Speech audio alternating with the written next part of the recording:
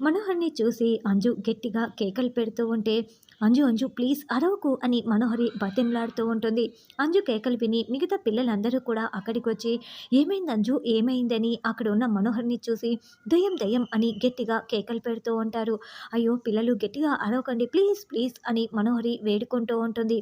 ఈ లోపల అమర్ పరుగులు పెడుతూ అక్కడికొచ్చి, "ఏమైంది పిల్లలు?" అని ప్రశ్నిస్తూ ఉంటే, డాడ్, ఆంటీ, ఆంటీ అని పిల్లలందరూ చెప్తూ ఉంటారు. "ఏమైంది మనోహరి? పిల్లల్ని ఎందుకు భయపెట్టావు? చెప్పు మనోహరి" అని అమర్ ప్రశ్నిస్తూ ఉంటాడు. "నేనేం భయపెట్టలేదు అమర్" అంటూ మనోహరి చీర చెంగుని ముఖానికి అడ్డుగా పెట్టుకొని మాట్లాడుతూ ఉంటుంది. "ఏమైంది పిల్లలు? ఆంటీ ఏం చేయలేదంట కదా" అని అమర్ అడుగుతూ ఉంటే, "ఆంటీ అదోలా ఉంది" అని ఒకరు అంటే, "భయంకరంగా ఉంది, ఘోస్ట్‌లా ఉంది" అని పిల్లలు చెప్తూ ఉంటారు.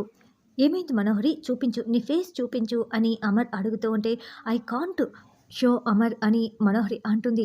"చూపించమంటున్నాను కదా" అని అమర్ అంటాడు. "ఏంటండి చీర చెంగుని ఎందుకలా అడ్డు పెట్టుకున్నారు? చూపించండి" అని రాథోడ్ కూడా అంటాడు. ఇక అమర్ గట్టిగా అరవటంతో మనోహరి మెల్లగా చీర చెంగుని తీసేసి మొఖం చూపిస్తుంది. "ఏంటి మనోహరి? ఏంటి నీ మొఖం?" అని అమర్ ప్రశ్నిస్తూ ఉంటే బాగీ, రాథోడ్ నవ్వుకుంటూ ఉంటారు. అంటే అమర్, "అది నేను కొత్తగా ఒక ఫేస్ ప్యాక్ ట్రై చేశాను. అదేమో ఇలా అయిపోయింది" అని అమర్ అంటే, "అయినా కూడా ఈ వయసులో మీకు ఫేస్ ప్యాకులు ఏంటండి? అంటే అన్నారంటారు కానీ ఇలా వేసుకోవటం అవసరమా?" అని రాథోడ్ అంటాడు. "అంటే ఏంటి రాథోడ్ నీ ఉద్దేశం? మనోహరి ఫేస్ ప్యాకులు ఎందుకు వేసుకోకూడదు? తను ఇంకా స్టిల్ బ్యాచిలర్ తెలుసా? తనకింకా పెళ్లి కాలేదు. తన అందం పెంచుకోకూడదా? తనకి ఆ రైట్స్ లేవా? ఏం మాట్లాడుతున్నావు రాథోడ్?" అని బాగి చెప్తుంటే పిల్లలు నవ్వుతూ ఉంటారు. "పిల్లలు స్టాప్ ఇట్ మనోహరి.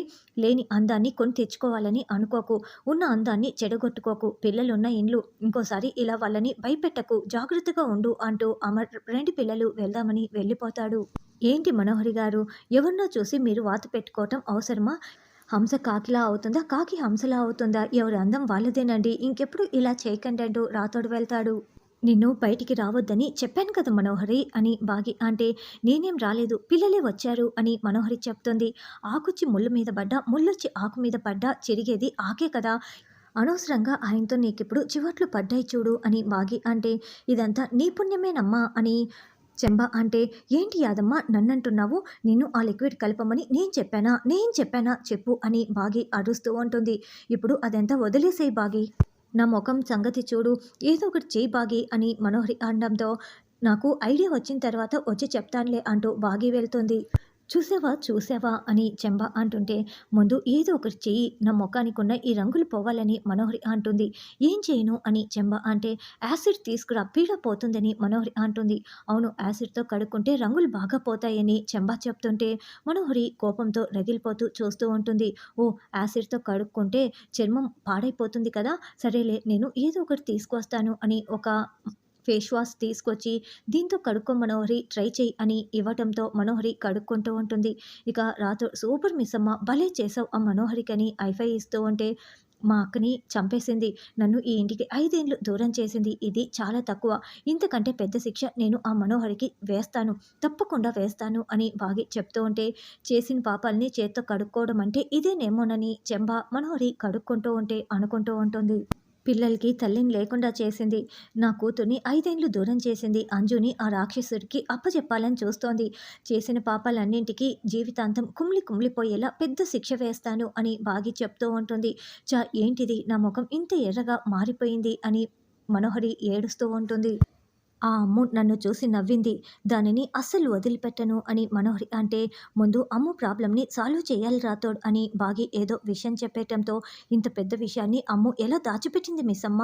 మరి నువ్వేం చేస్తావు" అని రాథోడ్ కంగారు పడుతూ ఉంటే, "కానీ నేను ఏదో ఒకటి చేయాల్సిందే రాథోడ్. అమ్ము చిన్న పిల్ల కదా! మరి భయపడకుండా ఎలా ఉంటుంది?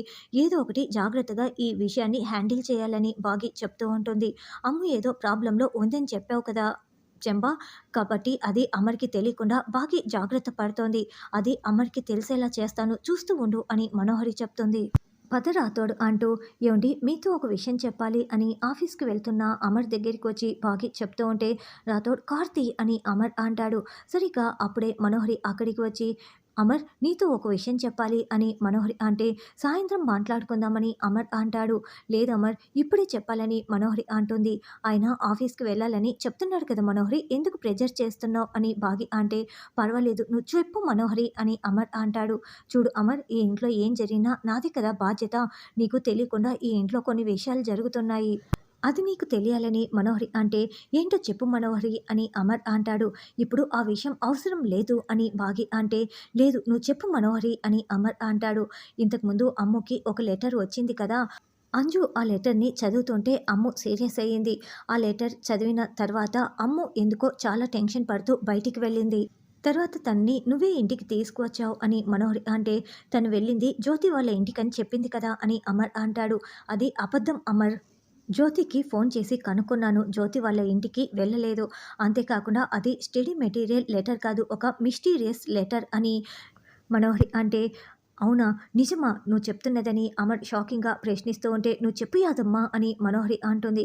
అవును సార్, ఆ లెటర్ వచ్చినప్పటి నుంచి అమ్మో పాప చాలా టెన్షన్ పడుతోంది, భయపడుతోంది అని యాదమ్మ చెప్పటంతో అమ్ము అమ్ము అని అమర్ కేకలు పెట్టడంతో అమ్ముతో పాటి మిగతా పిల్లలందరూ కూడా కిందికి వస్తారు. ఏంటి డాడ్ అని అడగటంతో నీకొచ్చిన ఆ కొరియర్ లెటర్ ఏంటి అని అమర్ ప్రశ్నిస్తూ ఉంటే అమ్ము బాగి వైపు చూస్తూ ఉంటుంది.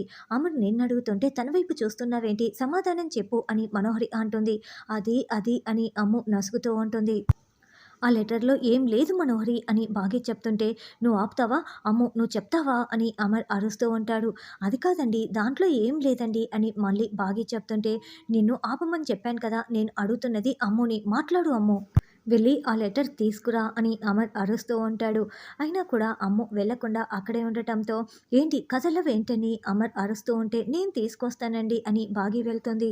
బాగి ఆ లెటర్‌ని ఇవ్వగానే అమర్ ఓపెన్ చేసి చదివి అమ్ము వైపు చూస్తూ ఉంటే అమ్ము చాలా ఏడుస్తూ టెన్షన్ పడుతూ ఉంటుంది. ఇక అమర్ అలాగే చూస్తూ ఉంటాడు. "ఏవండీ అమ్ముని ఏమీ అనకండి. ఆ లెటర్ దాయమని నేనే చెప్పాను" అని బాగి అంటే, "బుద్ధుందా నీకు? ఇలాంటివెవరైనా దాస్తారా? అమ్ము ఫ్యూచర్ ఏమైపోవాలి?" అని అమర్ తిడుతూ ఉంటే, "అంటే అది అమ్ముకి ఇష్టం లేదంటండి" అని బాగి చెప్తుంది. "అందుకని మీ సొంత నిర్ణయాలు తీసుకుంటారా? నేనంటూ ఒకడిని ఉన్నాను కదా! మీ సొంత నిర్ణయాలు తీసుకుంటే ఇక నేనెందుకు? నాకు చెప్పాలి కదా!" అని అమర్ అరుస్తూ ఉంటే, "ఈరోజు మీకు చెప్పాలనుకున్నారు సార్" అని రాథోడ్ అంటాడు. రాథోడ్ అంటే ఈ విషయం నీకు కూడా తెలుసన్నమాట. అందరూ కలిసే నా దగ్గర దాచారన్నమాట అని అమర్ కోప్పడుతూ ఉంటాడు. "అమర్ ఆ లెటర్‌లో ఏముంది అమర్" అని మనోహరి ప్రశ్నిస్తూ ఉంటుంది. "అమ్ము నాకు తెలియకుండానే నీ పాటికి నువ్వే డెసిషన్ తీసుకుందాం అనుకున్నావా? అంత పెద్దదానివైపోయావా?" అని అమర్ అంటే, "సారీ డాడ్" అని అమ్ము చెప్తుంది. "నో ఎక్స్‌క్యూజ్, వెళ్ళి లగేజ్ సర్దుకో" అని అమర్ అరుస్తూ ఉంటాడు. "డాడ్ అది కాదు డాడ్" అని అమ్ము ఏడుస్తూ ఉంటే, "నీకే చెప్తున్నది, వెళ్ళి లగేజ్ సర్దుకుంటావా లేదా" అని అమర్ మరింత కోపంగా చెప్పడంతో ఇక అమ్ము మరింత ఏడుస్తూ వెళ్తూ ఉంటే బాగి చాలా బాధపడుతూ ఉంటుంది. అంటే స్టడీస్ కోసం వీళ్ళనందరినీ వదిలేసి వెళ్ళాల్సి వస్తుందని అమ్ము ఏడుస్తోందా అన్నది రానున్న ఎపిసోడ్‌లో తెలుసుకుందాం.